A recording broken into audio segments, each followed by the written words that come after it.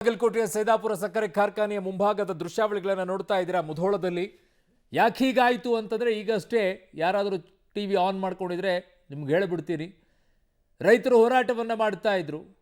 3,300 ರೂಪಾಯಿ ಸರ್ಕಾರ ಕೊಡುತ್ತೆ ಅಂತ ಏನು ಹೇಳಿದ್ರು, ಅದು 3,201 ಟೈಮಲ್ಲಿ 3,200 ರೂಪಾಯಿ ಏನಿದೆ ಅದು 6 ತಿಂಗಳ ನಂತರ ಅದೆಲ್ಲವೂ ಕೂಡ ಸೇರಿ ಒಮ್ಮೆ ಕೊಡಬೇಕು ಅಂತ ಬೇಡಿಕೆಯನ್ನು ರೈತರು ಇಟ್ಕೊಂಡಿದ್ರು. ಅದರ ಜೊತೆಗೆ ಬಾಕಿ ಇರುವಂತಹ ದುಡ್ಡನ್ನು ಕೂಡ ಕೊಡಬೇಕು ಅಂತ ಹೇಳಿದರು. 4 ಕೋಟಿನೋ 5 ಕೋಟಿ ಇತ್ತಂತೆ ಆ ಫ್ಯಾಕ್ಟ್ರಿದು.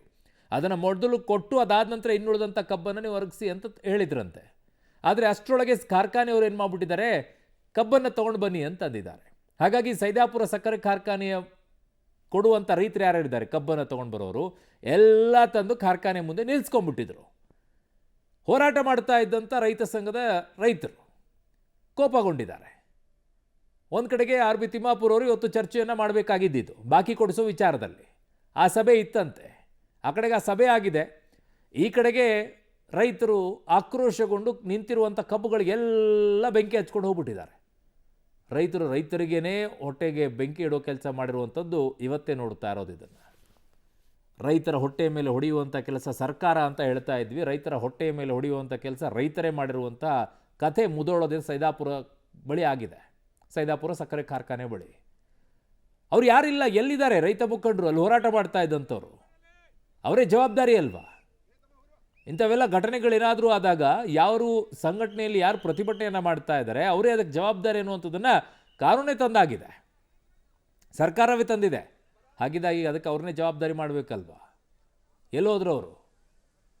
ಹೋರಾಟ ಮಾಡಬೇಕು, ಕರೆಕ್ಟು. ಆದರೆ ಈ ರೀತಿನ ಬೆಳೆದಿರುವಂಥ ಬೆಳೆಗೆ ಬೆಂಕಿಯನ್ನು ಇಟ್ಟುಬಿಟ್ಟು, ಇನ್ನೊಬ್ಬರ ಜೀವನ ಕಟ್ಟಬೇಕಾಗಿರುವಂಥ ಟ್ರ್ಯಾಕ್ಟರ್ಗಳಿಗೆ ಬೆಂಕಿಯನ್ನು ಇಟ್ಬಿಟ್ಟು, ಬೈಕ್ಗಳಿಗೆ ಬೆಂಕಿ ಇಟ್ಬಿಟ್ಟು, ಇದಾ ನಿಮ್ಮ ಹೋರಾಟ? ಯಾರ್ರೀ ಅದು? ರೈತ ಸಂಘದವರಲ್ಲಿರುವಂಥವ್ರು, ಹೋರಾಟ ಮಾಡಿದಂಥವ್ರು, ಜವಾಬ್ದಾರಿ ಇಲ್ಲದೆ ಇರುವಂತಹ ನಾಯಕರಾಗಿ ಹೊರಟಿರುವಂಥವ್ರಿಗೆ ಏನೋ ಅನ್ಸಲ್ವಾ ನಿಮಗೆ ಬೆಂಕಿ ಇಡುವಂಥ ಕೆಲಸ? ಅಷ್ಟೊಂದಲ್ಲಿ ಬೆಂಕಿ ಇಟ್ಕೊಂಡು ಹೋಗ್ತಾ ಇದ್ದಾರೆ. ಏನೋ ಆಕ್ರೋಶದಲ್ಲಿ ಒಂದು ಯಾವುದೋ ಒಂದು ಗಾಡಿಗೆ ಬೆಂಕಿ ಇಟ್ಟಿದ್ದಾರೆ ಅಂದರೆ ಒಪ್ಕೊಳ್ಳೋಣ, ಏನೋ ಒಂದು ಆಕ್ರೋಶಕ್ಕೆ ಒಂದು ಬೆಂಕಿ ಇಟ್ಟಿದ್ದಾರೆ ಅಂತೇಳಿ. ಇಷ್ಟೊಂದು ಸಾಲಾಗಿ ಅಲ್ಲಿ ಹೇಳ್ತಾ ಇದ್ದಂಥ ನಂಬರ್ಸ್ಗಳನ್ನ ಕೇಳ್ತಿದ್ರೆ ನನಗೆ ಗಾಬರಿ ಆಗುತ್ತೆ. 50ಕ್ಕೂ ಹೆಚ್ಚು ಅಂತ ಕೆಲವರು ಹೇಳ್ತಾ ಇದ್ದಾರೆ, ಕೆಲವರು 30 ಅಂತಿದ್ದಾರೆ, ಕೆಲವರು 106 ಅಂತಿದ್ದಾರೆ. ಸಾಲು ನಿಂತಿರೋದು ಎಲ್ಲದಕ್ಕೂ ಕೂಡ ಬೆಂಕಿ ಹಚ್ಕೊಂಡು ಹೋಗಿದ್ದಾರೆ. ಯಾರಾದರೂ ಕೇಳಕ್ಕೆ ಹೊರದ್ರೆ ಅವ್ರಿಗೆ ಬಾಸುಂಡೆ ಬರೋ ರೀತಿಯಲ್ಲಿ ಹೊಡೆದ್ರಂತೆ. 1,000 ಜನ ಇದ್ರಂತೆ ಅಲ್ಲಿ ಬೆಂಕಿ ಹಚ್ಚಕ್ಕೆ ಬಂದಿರೋರು. ಯಾರ್ಯಾರು ಸಿಗ್ತಾರೆ ಎಲ್ಲರಿಗೂ ಹೊಡೆಯೋದೇ ಅಂತೆ ಕೇಳಕ್ಕೆ ಬಂದವ್ರಿಗೆ. ಬೆಂಕಿ ಇಟ್ಕೊಂಡು ಹೋಗಿದ್ದಾರೆ. ಅವರೇನು ನಿಜವಾಗ್ಲೂ ಬೆಳೆ ಅಲ್ವಾ ಹೋರಾಟ ಮಾಡುವಂಥವ್ರು? ಅಥವಾ ಶೋ ಆಫ್ ಮಾಡೋಕ್ಕಿರುವಂಥ ರೈತ ಮುಖಂಡರು ಅವರೆಲ್ಲ? ಜಮೀನು ಅದು ಇದಾವೆ ಇಲ್ವೋ ಅವ್ರ ಹತ್ರ? ಬೆಳೆ ಏನು ಬೆಳೀತಾರೆ, ಏನಾಗುತ್ತೆ ಅಂತ ಗೊತ್ತಿಲ್ವಾ? 1 ವರ್ಷದ ಫಲ ರೀ ಅದು.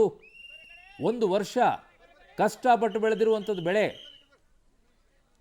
ಸಾಮಾನ್ಯದ್ದ? 1 ಎಕರೆಯಲ್ಲಿ ಸಿಗುವಂಥದ್ದು ಅವ್ರಿಗೆ ಲಾಭ ಬರೀ 35,000-40 ಸಾವಿರ ರೂಪಾಯಿ 1 ಎಕರೆಯಲ್ಲಿ. ಎಷ್ಟಾಗುತ್ತೆ ಅಂದ್ಕೊಂಡಿದ್ರು? 1 ಎಕರೆಯಲ್ಲಿ 30-40 ಟನ್ ಕಬ್ಬು ಬರುತ್ತೆ. ಆ ಕಬ್ಬಲ್ಲಿ ಅವ್ರು ಖರ್ಚು ಮಾಡಿರುವಂಥದ್ದೇ 60 ಸಾವಿರ ರೂಪಾಯಿ 70 ಸಾವಿರ ರೂಪಾಯಿ ಆಗುತ್ತೆ. ಸರ್ಕಾರ ಕೊಡೋದು 1,15,000. ಮೈನಸ್ ಮಾಡ್ಕೊಳ್ಳಿ ಎಷ್ಟಾಯಿತು? 35,000-40 ಸಾವಿರ ರೂಪಾಯಿ ಉಳಿಯುತ್ತೆ ಅವ್ರಿಗೆ 1 ಎಕರೆಯಲ್ಲಿ.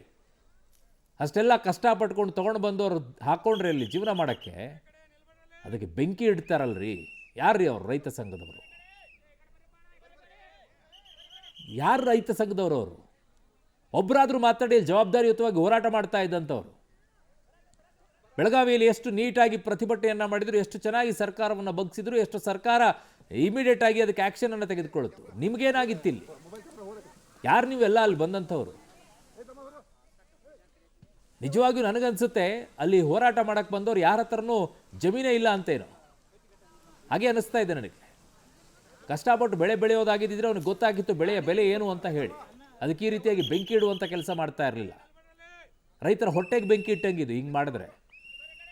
ಕಷ್ಟಪಟ್ಟು ಬೆಳೆದಿರುವಂಥ ಬೆಳೆಗೆ ಈ ರೀತಿಯಾಗಿ ಕಣ್ಣು ಮುಂದೆನೇ ಬೆಂಕಿಯನ್ನು ಇಟ್ಬಿಟ್ರೆ ಏನಾಗುತ್ತೆ ಅವನ ಪರಿಸ್ಥಿತಿ ರೈತನದ್ದು? ಅಲ್ಲಿ ಬಂದಿರೋರು ಕಣ್ಣು ಮುಂದೆನೇ ನಾನು ಇಷ್ಟೆಲ್ಲ ತಂದಿದ್ದೀನಪ್ಪ ಏನೋ ಸಿಗುತ್ತೆ ಅಂತ ಬಂದವನಿಗೆ ಕಣ್ಣು ಮುಂದೆನೇ ಅದಕ್ಕೆ ಬೆಂಕಿ ಹಚ್ಚಿದ್ದಾರೆ ಅಂತಾರೆ. ಅವ್ನಿಗೆ ಹೆಂಗ್ರೆ ಆಗಬೇಕು ಅವನ ಪರಿಸ್ಥಿತಿ? ಹೆಂಗಾಗುತ್ತೆ? ಒಂದು ಬೆಳೆದಿರುವಂಥ ಬೆಳೆ ಕಣ್ಣು ಮುಂದೆನೇ ಕ್ಷಣ ಮಾತ್ರದಲ್ಲಿ ಸುಟ್ಟು ಹೋಗಿದೆ ಅಂದಾಗ ಅವನಿಗೆ ಹೊಟ್ಟೆಯಲ್ಲಿ ಬೆಂಕಿ ಬಿದ್ದಂಗೆ ಆಗಲ್ವಾ? ಇದಾ ನಿಮ್ಮ ರೈತ ಹೋರಾಟ? ಇದಕ್ಕೆ ನಾ ಹೇಳೋದು ನಿಮ್ಮನ್ನು ರೈತರು ಅಂತ ಕರೆಯೋದು.